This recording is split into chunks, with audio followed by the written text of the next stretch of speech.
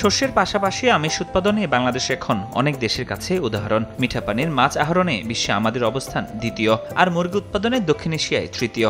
এক দশকে গবাদি পশুর উৎপাদন বেড়েছে ১৪২%-এরও বেশি। কৃষিখাতে মৎস্য ও প্রাণী সম্পদের অংশগ্রহণ বাড়লেও এ খাতে শস্যের তুলনায় বরাদ্দ, ভর্তুকি ও ঋণ সুবিধা তেমন নেই, যা দিন দিন বাড়িয়ে দিচ্ছে উৎপাদন খরচ।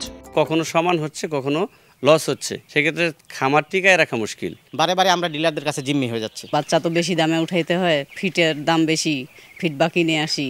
ফিড উৎপাদনকারীরা বলছেন, দেশীয় কাঁচামাল কিনতে মধ্যবর্তী স্তরের ভোগান্তি ও আমদানিতে উচ্চ শুল্কের চাপে রয়েছে তারা, যার প্রভাব পড়ছে বাজারে। সাধারণ ভোক্তাকে যদি আপনি কম দামে মাংস, দুধ, মাছ, মুরগি, ডিম খাওয়াইতে চাই, খাবারের দাম কমানোর বিকল্প নেই। টিডিএস, এআইটি, ভিডিএস এগুলো প্রত্যাহার না করলে খাবারের দাম কমানো সম্ভব না। ফার্মাররা বাধ্য হয় অনেক সময় মধ্যস্বত্বভোগীদের কাছ থেকে ফিড নেওয়া, তাদের কাছে খাবার মুরগি বিক্রি করা। কৃষককে স্বল্প সুদে ঋণের ব্যবস্থা করতে হবে। টাকার অঙ্কে বাজেটের আকার বাড়লেও সবশেষ ৫ অর্থ বছরে ৪ বারই কৃষিখাতে বরাদ্দ ছিল গড়ে মোট বাজেটের ৫.৫%। এর মধ্যে মৎস্য প্রাণী সম্পদ উপখাত পেয়েছে নামমাত্র বরাদ্দ।